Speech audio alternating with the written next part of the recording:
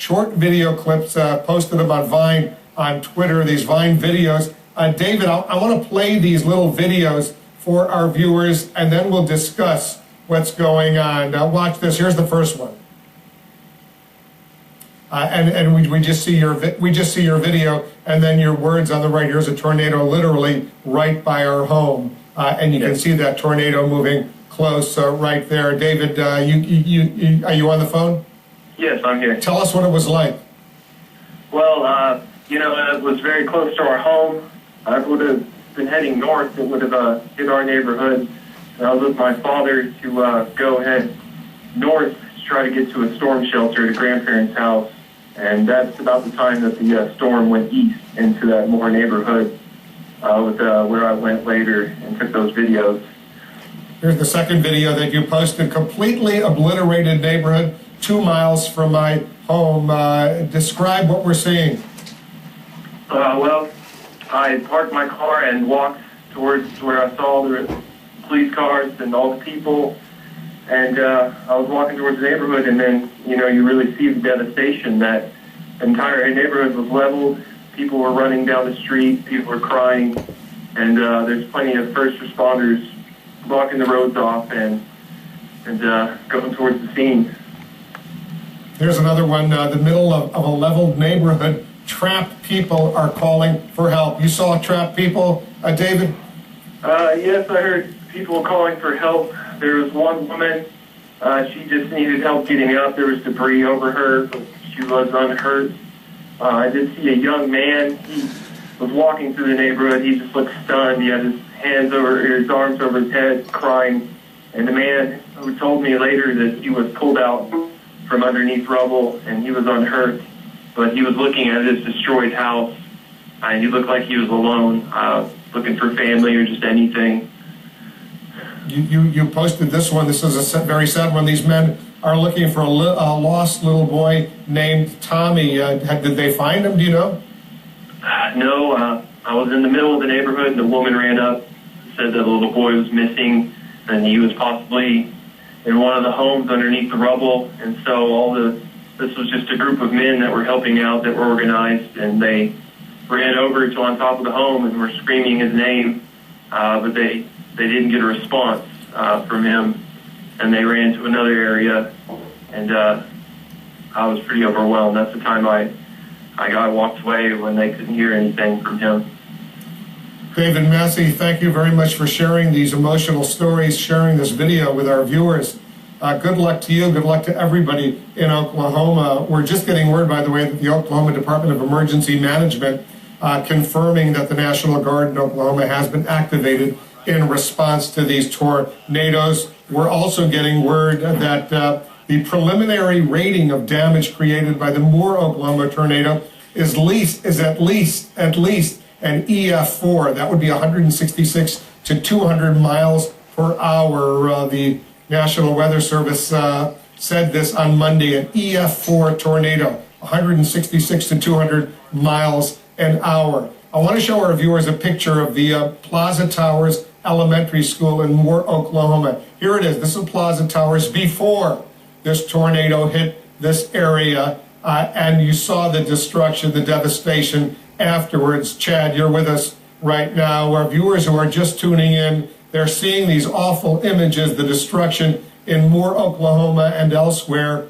Update our viewers, first of all, on what has happened, Chad. About 3.5 hours ago, we saw the first storms pop up near Duncan, Oklahoma, southwest of Oklahoma City, about 100 miles. Then a few more popped up, and one started to rotate near Newcastle, Oklahoma. That's just southwest of Oklahoma City. It continued to rotate, and quickly, from nothing to a funnel to an EF2 on the ground in just 5 to 10 minutes, and then it grew in size, and it kept growing. And you just said the Ef4 tornado, that's preliminary. There may be higher wind gusts somewhere, but that would be my exact guess, an Ef3 to an Ef4 at this point, which means many of the walls of homes will be gone, but there may still be an interior closet, an interior room that will still be okay. If you get to the Ef5, that's over 200, there'll be nothing left except the concrete slab that the house once sat on. Something else I want to talk about here, Wolf, I don't believe we're done just yet. There's a tornado warning for the town of Comanche, Texas. I believe there very well may be a tornado on the way to you, Comanche, Texas, southwest of Dallas-Fort Worth. And Dallas-Fort Worth, although 100 miles away from you, there are still tornado possibilities getting to you, especially in the Fort Worth neighborhoods, probably in the next hour and a half or so. Henrietta, about here, a little bit farther to the north, into Oklahoma, still possibly tornadoes here. Up toward Bartlesville, all these big red boxes means that any storm that develops, that moves toward you, especially the southwest side of any discrete storm like that one right there, that could be rotating, and there could be a tornado on the ground at any time. You still need to watch these storms. They're not done yet, Wolf. Chad, hold on a minute. KFOR chopper reporter is narrating what he's seeing right now. Listen to this. What is striking to me, on top of the roof, they have a roof like we do. It's just a plastic or a rubber vinyl roof over a flat pitch. Well, they've got shingles and stuff on there that came from the neighboring houses. So that building, when they put it up, yeah, go ahead.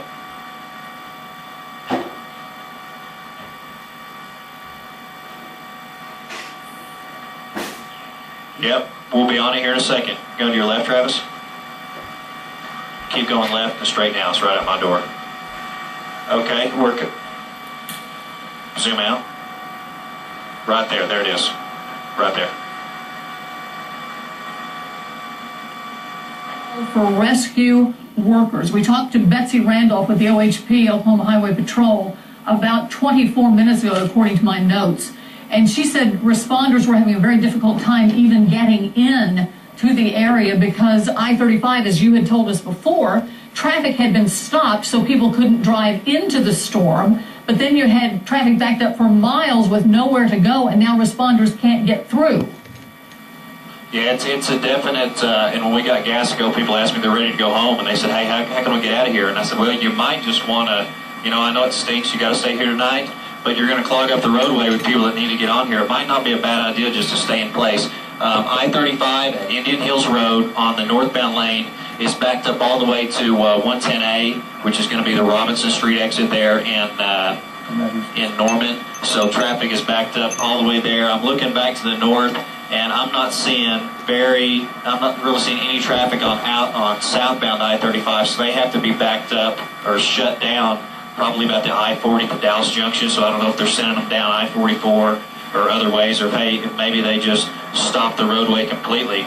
But again, on these, like on let's see here, on Santa Fe, just south of 4th Street, there's still cars that are blocked up right there, and part of this is from the police did a great job blocking people off when they saw where the damage path was, and they weren't even letting people continue to climb in there, or to continue to drive in there. So I think part of that's a backlash of that. And now in some of these neighborhoods, people are coming home, they're getting off work, or they left work, and they want to see, the state of their house, and, see their belongings, and maybe make sure loved ones are still there. And that's so I'm seeing a lot more cars in what used to be these housing additions. John, but this is what Travis is showing you right now, yeah. Plaza Towers. Yeah, that elementary school, John, and it looks like they're moving in a bunch of those backboards.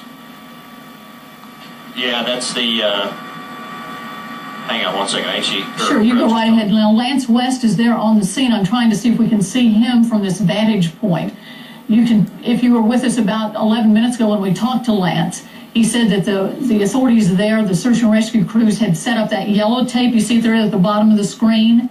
They had cordoned off the area to keep parents and others back so that they could hear if there were any cries for help from faculty or students believed to be trapped in that rubble. Lance West told us previously that one of the rescuers on the scene indicated 75 children and or faculty could have been in the school when the twister hit. Lance also said that third graders were in a hall where they sought cover, and the third grade class is now the focus of much of this investigation and much of this search right now. And he also told us that many of the 4th, 5th, and 6th graders, we believe, were led out and were okay at a church there. But of course, our concerns right now are for those little ones that may be trapped in there. And they were let out before the storm hit. That's they what were we moved understand. to another location before the storm hit this school. Right. So our concern right now is for the children and faculty who may still be under that rubble. And if we can go back to Lance, and I don't know, Irish Stogner is producing for us right now. She may be able to contact him, and if so, we'd like to know where he is so that we can zoom on him on Chopper 4 to show what his perspective is of that scene, because we've been going to him live. He's down there somewhere getting information, but again, he may have been moved back, Linda, back beyond those yellow lines there. So he may be just getting information of what they're telling him right now, not getting firsthand stuff. The information relays between different emergency agencies, and that's what sometimes takes so long. Lance, we're right over the scene right now. Can you describe to us where you are? Yes, I see Baltimore Chopper 4. It is to the west of me, and I am standing where a whole bunch of folks are gathered. They're bringing out some boards, some stretchers. What looks to be like an all-out effort here momentarily. The National Guard has arrived. I do have reason to believe that they have found some victims. I asked one of the medics if he could confirm. He just put his head down and said, I can't answer that. Okay. Well, there's so much raw emotion out there right now, and like we said earlier, when you actually are on the scene itself, because we've all covered these before, through the prism of television, it's not like it is when you're on the scene and you're seeing the anguish of the parents and of the rescuers and of little ones being pulled out. And it's a very, very tough job. Lance is doing a great job of it right now. And of course, we're focused right now on Plaza Towers Elementary, but keep in mind that this whole section of Moore is very similar to this. If people were not underground, their chances of surviving this storm were not in their best interest. It was a horrific storm. Mike Morgan says that, in his opinion, it was 3 times more intense than that tornado that struck this same general area May 3rd, 1999. He said this storm was 20 miles long, 2.5 miles wide in terms of the debris ball as it moved through this area.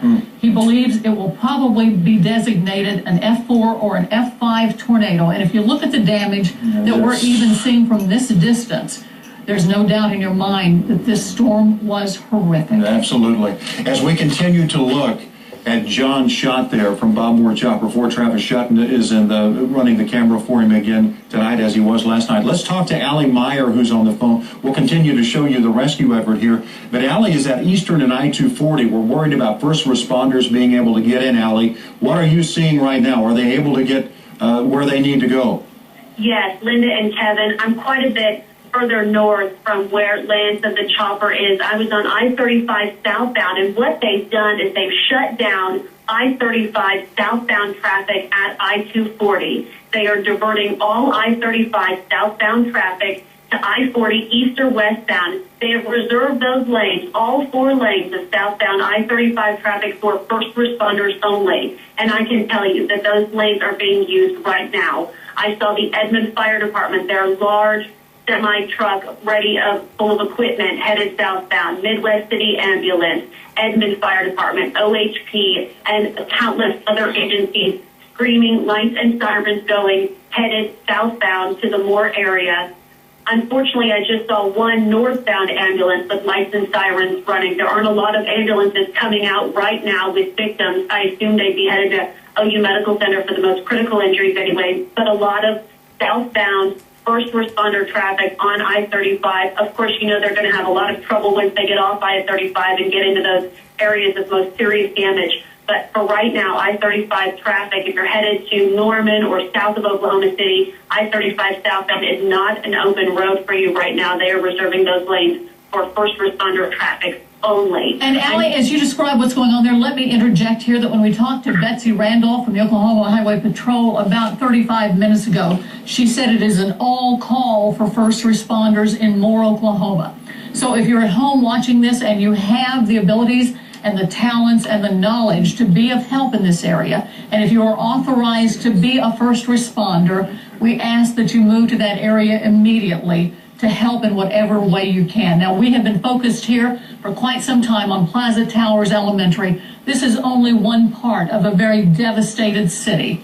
We're there at this moment because of the hope that more children will come out of that school alive. But there are injuries throughout the city. There are injuries, and I just received an injury update. Now, this is very preliminary, of course, but at Integra Southwest, they are treating a total of 19 right now, 7 in critical condition, 7 serious condition, 5 are fair or good condition. 1 of the 19 is a child, and we're not sure what condition that child is in. But again, 7 critical, 7 serious, 5 fair or good right now. We expect those numbers, of course, unfortunately, to go up. And as we talked, I recall talking to doctors after the May 3rd, 1999 tornado struck this same area of Moore. Most of the damages and most of the injuries that they are treating in the emergency rooms are puncture injuries from debris that's been flying in the air, sometimes propelled at speeds of 150 miles an hour. You're talking about nails, you're talking about boards, you're talking about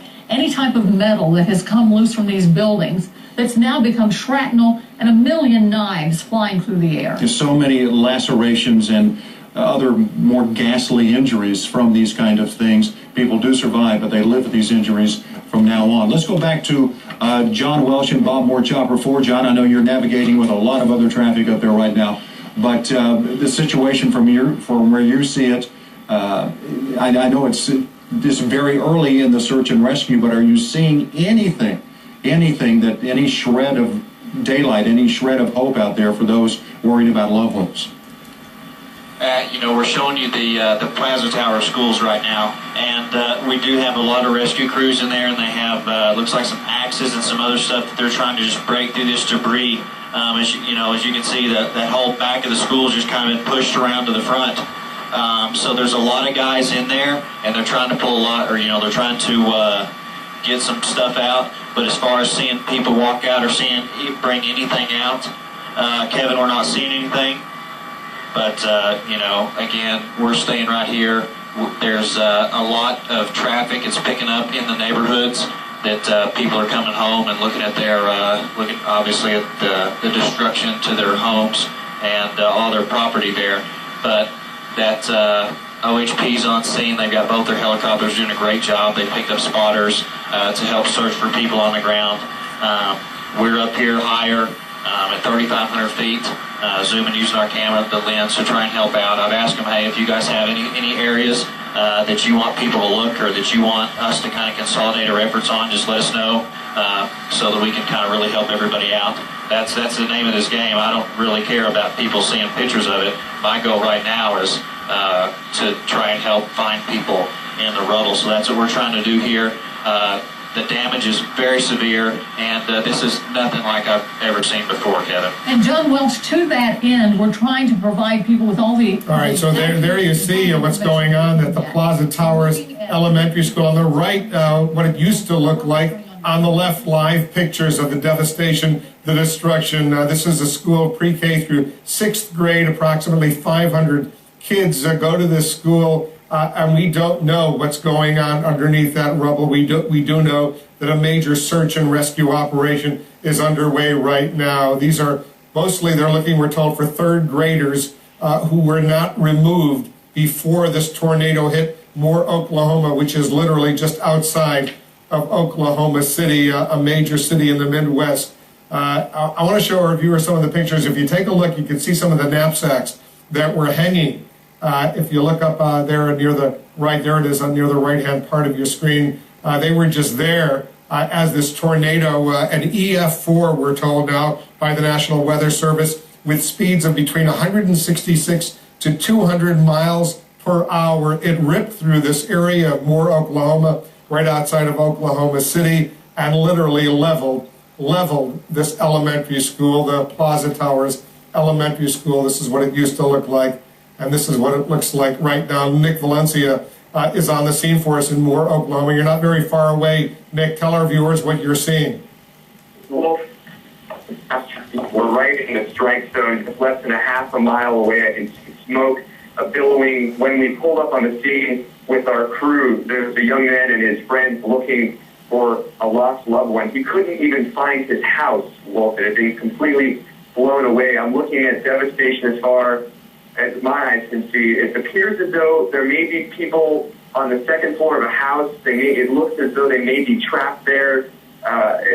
It's looking really bad out here. First responders, sirens wailing. We see fire trucks. On our way here, we had to take the back roads. Some of the roads were flooded out. I-35, of course, as we've been reporting, has also been closed. We had to snake through and sort of cut through the Moore Cemetery, and that's where we're at. We're right on the edge of the Moore Cemetery. Completely. I think our connection with Nick is breaking on their up. edge, trees. Just it looks very bad here. I'm sorry, I can't hear you very well. There's first responder helicopters as well hovering right now overhead. There's people running through the streets right now, just looking for their loved ones, looking for their homes, looking for their possessions. I'm looking at someone right now running towards me. I'm not quite sure where he's going, but the neighborhood is not standing anymore, Wolf. It's completely gone. And the pictures we're showing our viewers, Nick, right now, what used to be a beautiful little elementary school in Moore, Oklahoma, the Plaza Towers Elementary School, obviously leveled by this Ef4 tornado that ripped through this part of the Oklahoma City metropolitan area. Moore is right outside of Oklahoma City. You see rescue workers on the scene right now. The National Guard of Oklahoma has been activated. More and more rescue workers are on the way right now. They're trying to find survivors. They're especially looking underneath the rubble for third graders who may have been trapped at this elementary school, the Plaza Towers Elementary School. This is an awful, awful situation that we're seeing unfold right now. God only knows what's going on there, and it's only one small area of a huge part of the metropolitan area that has been devastated in Oklahoma City. Let's listen in to KFOR, once again, our affiliate. On their foundation. Again, just a couple of minutes ago, walked down to Plaza Towers Elementary. I know people are very curious about that. We talked to a couple of kids, actually, on our way down. They said they were inside the school when the tornado hit. They said that they were literally being told to hang on to the walls of the interior of that school when the tornado was overhead. A very sad story. Obviously, one of the people we talked to said that a teacher was actually on top, laying on top of 3 elementary school kids. That teacher was in very, very bad shape. Personally, he didn't think that this person was going to make it through the storm. But again, one teacher laying on top of 3 kids, trying to protect them from the debris. I can tell you right now, Plaza Towers Elementary, as you've seen from the air, is basically gone. I mean, most of the walls are destroyed. There are cars that were tossed into the front of that where the office building is. There's now a car, a Dodge Durango, actually sitting in the front of that school where the office is. Again, right now we cannot get our live truck back into that scene. Hopefully in the next couple of minutes we may be able to. The streets have started to clear up a little bit as people were coming into this area, just nonstop, complete gridlock just about an hour ago. Now it's gotten a little bit better. Right now, again, search and rescue operations are continuing over at the school building.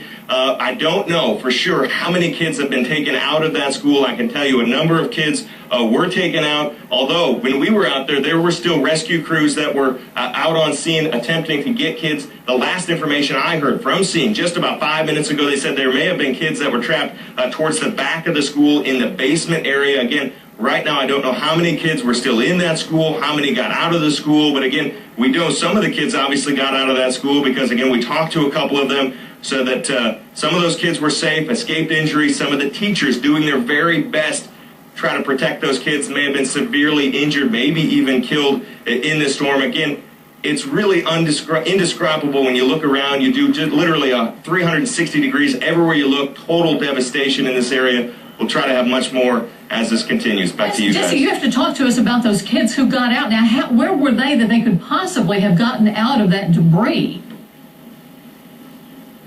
Can you, oh, he doesn't, Well, can you hear us? the kids said that they were actually told to go into the hallways outside of their classrooms, and they were literally hugging the sides of the walls as that tornado was overhead, ripping the school apart. They were in the hallways outside their classrooms, hugging the walls. Again, teachers laying on top of some of those kids as debris was coming into that school. Absolutely indescribable scene. I cannot imagine what it was like for some of those little kids. Just young kids, second, third, fourth grade kids that were in that school at the time. But again, some of them have gotten out, but as we were on scene, there were rescue crews that were asking us if we knew if there were kids still inside. I didn't know. They were asking people that were in that area. They said they thought they were in the back, in the basement area. There may have still been kids. Rescue crews going in there, digging on the back of that school. As you've seen, I mean, there is not much left on that school. So again, it's amazing that anybody got out, but it appears some have. I don't know how many haven't. We'll have to wait and see. Jesse Wells reporting live from Southwest 8th and Ridgeway. We're going to go back to Lance West here in just a moment. We had indicated before that they needed first responders to come down to that area. We're now being told that they ask that you delay that right now. They've got more than they can handle in terms of trying to coordinate the people who are there. So again, if you're watching and plan to go down to more to help, do not do that at this time. If they need additional help, we'll let you know. But again, do not go to more at this time to try to help. They're asking that you not come into that area. Let me give you an update real quick that was just handed to me.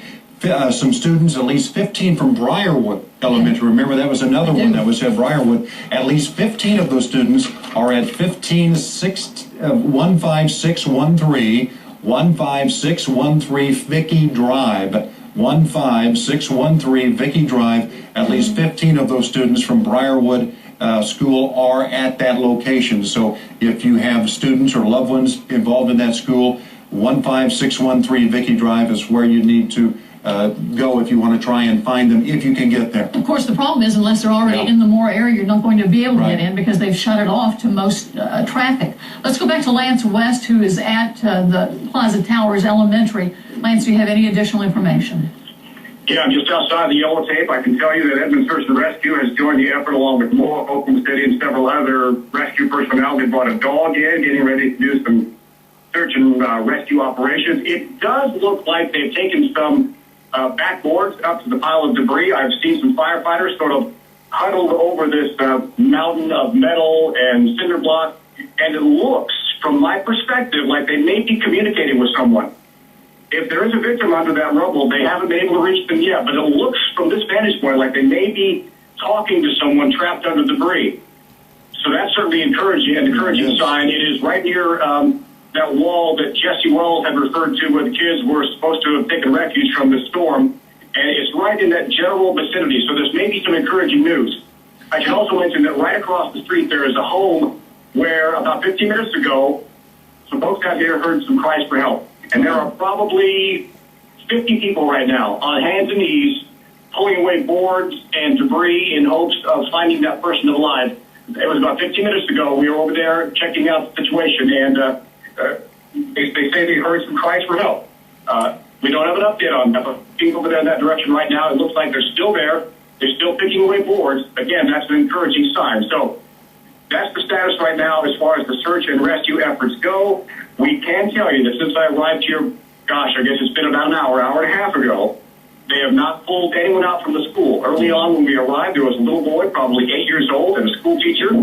They had since been taken to a local hospital. I spoke to 2 other teachers who were also inside the school. They are okay, other than some bumps and bruises. And we do know that 4th, 5th, and 6th graders have been taken to a nearby church, and they have all been accounted for as well. They're doing a head count right now to find out just exactly how many people may still be trapped in the school. Yeah. Lance West, thank you very much. And of course, there are relatives around the nation who are watching live coverage, wondering about loved ones in Moore, Oklahoma. We're attempting to get as much information accurately to you as possible. Our folks on the ground will do that. They're very good at that. Let's go back to Mike, because we do still have storms here in Oklahoma, Mike. And Kevin and Lynn, I do want to reassure folks that we are tracking everything back here. We have Reed Timmer out. We have 4 trackers out right now, and we are here with you during this coverage of the destruction down in Moore. We are plugged in completely. I can guarantee you. If anything, we. All right, you're looking at these live pictures thanks to our excellent affiliate KFOR in Oklahoma City. You're looking at search and rescue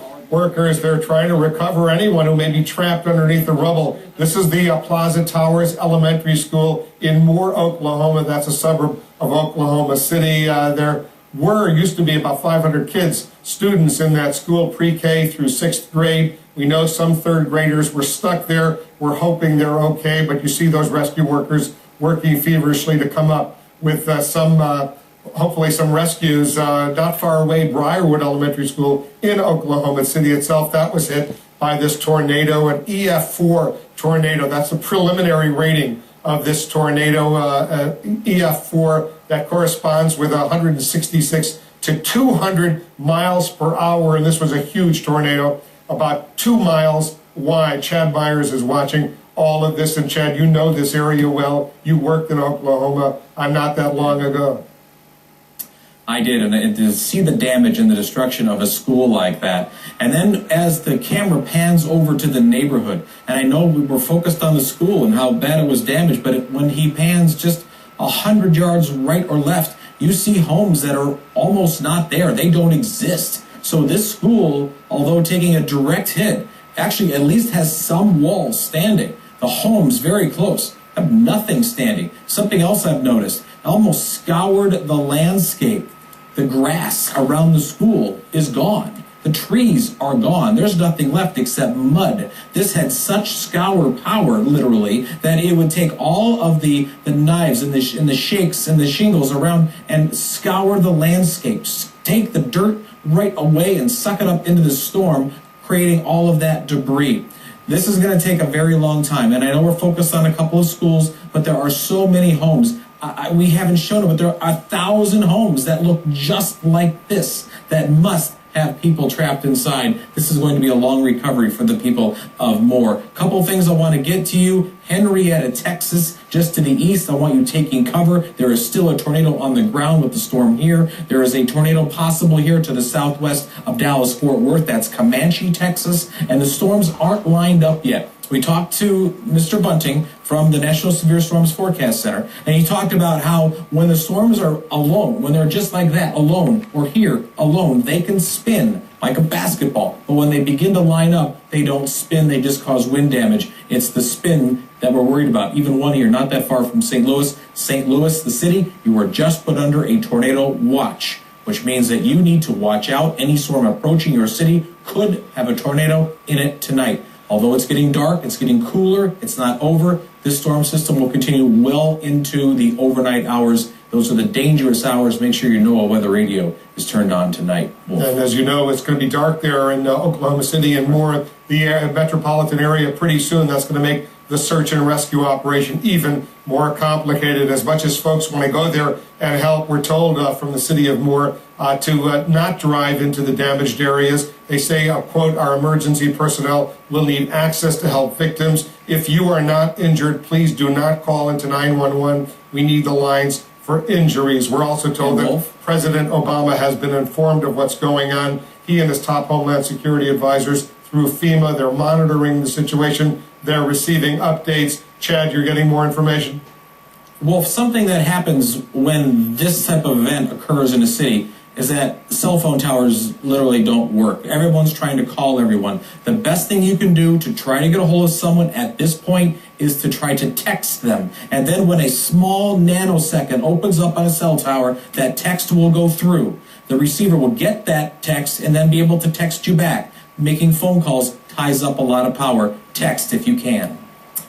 Thank you for that. Tom Foreman is taking a look at the path of this devastating storm. Tom, what are you seeing? You know, well, to put context to what Chad just said, it's important here. Look, here's Oklahoma City, right in the middle of the state here. If we move in, you can see the area we're talking about. We've heard a lot of talk about I-35. That's right over here, and this has turned into an absolute choke point. Nobody can come through here, and the reason is quite simple, because this is the fundamental area in which we can see all of this damage. If you trace all these photographs and you match it up to the map, this is what was hit. Moore Medical Center up here, out of commission. The theater, all of these shopping areas hit. All of these homes here. Here is Plaza Elementary School in the middle of all this. This is where we've seen that tremendous amount of damage that has taken place. And if you look at it, you can see that this was the school before, this is the school after, as we've seen so many times. But as Chad noted, and I really want to stress this, Wolf, If you look at the damage through here, there's a tremendous amount of damage to these homes.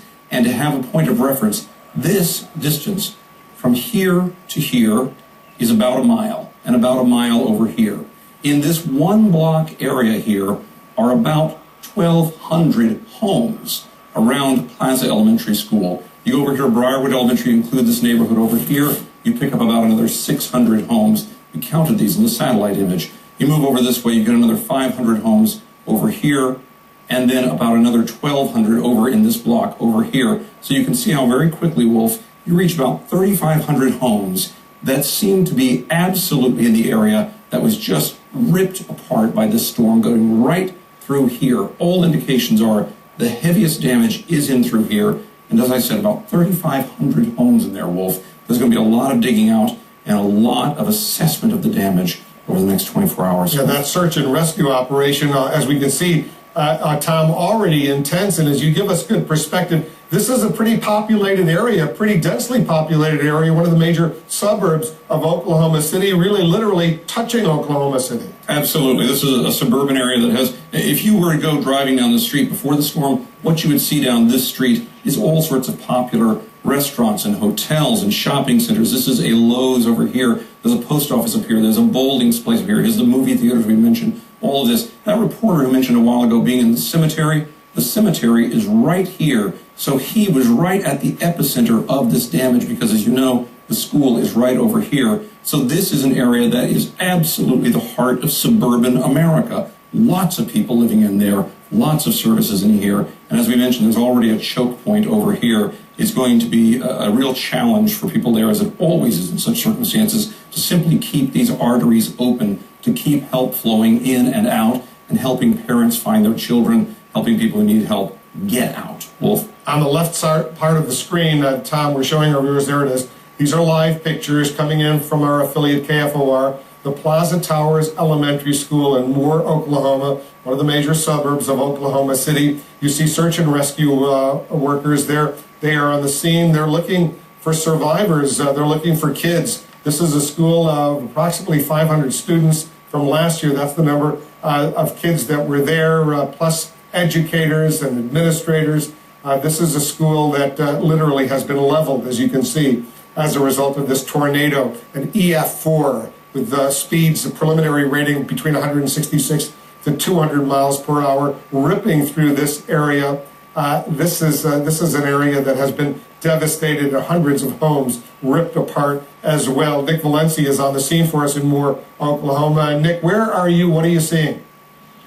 Well, we're about 2 blocks away from the elementary school that was reportedly hit hard by the tornado. We're seeing more and more people come sift through the rubble, sift through the debris. They're looking very dazed and confused, some of them wandering just sort of aimlessly. But the devastation and destruction is as bad as it looks in the pictures. In fact, our team was at the hotel watching the tornado develop, and we got on the road as soon as we could. We got here, in fact, Wolf, even before some of the first responders. We hear sirens wailing. I could see an ambulance probably about maybe 300 or 400 yards away from where I'm standing. And as far as my eyes can see, the homes are demolished. There's debris everywhere, chimneys cracked, houses ripped apart. The outsides of the homes completely leveled, telephone poles slanted, split in half, cars, windows broken out, cars stalled, residents just trying to look for their loved ones. I mentioned to you earlier when we first got on the scene, Wolf, there was a group of about 5 or 6 young men running through the debris, calling out the names of their loved ones. We tried to talk to them. They were obviously not very much so in a position to want to talk. They couldn't even find their home. They were looking for their home, and they couldn't even find it. It had been blown away. Right now I'm looking at a dog that seems to be just sort of wandering around looking for its owner. Things look really bad here right now, Wolf. We're told that the Oklahoma University Medical Center, Nick, has 20 patients already have been admitted, adults and children, especially those included in the trauma unit. We're only just beginning to get the extent of the casualties from this tornado. Let's listen into the chopper pilot from KFOR. And the debris is somewhere northeast of here. John, what I'm going to ask you to do, if you don't mind, you did this for us about an hour ago, but we've had so many more people join us. Could you please go back to where the twister entered Moore, Oklahoma, and follow through and describe to us what you are seeing so that people understand the devastation that we're looking at? And Mike Morgan says that he estimates 30 square miles of devastation from this tornado that hit Moore earlier this afternoon. And we'll continue to follow Lance West's report from the school while you do that, John. Okay, Travis, back out and go to your left. Okay, well, we're going to back out and go to our left, and you can kind of see just the scouring of the earth. All you're seeing is just dirt. We'll keep going to the left past the Orr family farm, and we'll kind of pick it up right there about, from this distance, it'll be I-44 in the river. So let me see here. Now you're on the right west. there. You kinda You're on see the west side of scouring. Moore. Yeah, I'm on the west side of Moore. We'll go the damage path. So we'll kind of zoom in. We'll follow you. We'll bring this here. So we're crossing. We're crossing the land here. We're coming up on May, and then the next intersection is going to be Penn. After that, we're going to follow. We're going to cross where we're at now. We're going to cross the Orr family farm here. If you'll back out just a little bit, Travis, and keep coming to the right. As when Tony Beverly reported earlier, he was reporting from right there. We're starting to lose John a little bit. But what he's showing you is the path of this storm as it moved through Moore, Oklahoma earlier this afternoon. 30 square miles of devastation believed to be estimated by Mike Morgan, our meteorologist. The death toll that we know so far are 4 confirmed deaths. We got those from May Alexander because she was there as they began pulling those bodies out. She said it was a man's body, a woman's, and a 7-month-old baby. And truthfully, my notes don't indicate who the 4th person may have been, but at least 4 fatalities so far in Moore, Oklahoma. Let's take it down to the ground in that heavy hit area there at ground zero, unfortunately, in Moore with Jesse Wells, our reporter on the scene there right now. Jesse. Well, Kevin, I'm standing here at the corner of Eagle and Southwest 11th. We've been talking about Plaza Towers Elementary a lot. We've seen it from the air. This is it right here behind me as I step out of the way and let Joe zoom in. This is the front of Plaza Towers Elementary School. You can see, again, we've said it before from the air, this school is basically gone. It's totally destroyed. Most of the walls collapsed. As you can see, there's a number of cars that were thrown into the front of this building. There's actually an office on the very front of the school. There's a truck, an SUV of some kind, got thrown into the front of that school. Over here, just to the south, emergency crews have been continuing to work on getting kids out of this school building. Again, I told you a few minutes ago, I talked to a couple of kids that were in this school at the time. They were literally hugging the walls of the interior hallways as that tornado went overhead, trying to survive. They were being protected by some of the teachers that worked in this school building. Again, right now, I do not know how many kids were inside or are still inside. Again, apparently there may still be kids inside the school. We really don't know. The information very sparse coming out from down here. But again, you can see the search and rescue crews continuing to treat the kids that were in this school, that search for kids, that there may still be kids inside. And honestly, it's not, of course, just the school that got hit. As we pan around a little bit further, you'll be able to see that all around, 360 degrees around where I'm standing, all the homes literally leveled to the ground.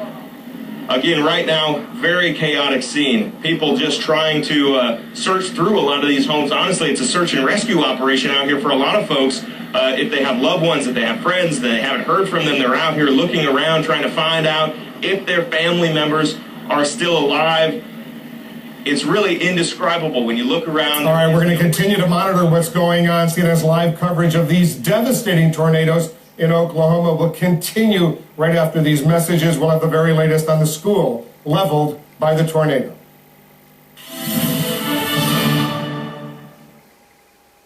Explore the cultural heritage of the ancient capital. Enjoy the natural beauty of Chimney Mountains. Xi'an, a window to New China. Innovators, influencers, they've reached the top and are today's leading women, inspiring individuals, sharing their insights on CNN. This month, straight talk from two powerful CEOs. Sometimes what you don't want to hear is exactly what you need to hear. Join Ellen Coleman of DuPont and Jasmine Whitbread of Save the Children. Leading Women, Wednesday on CNN, in association with Amiga.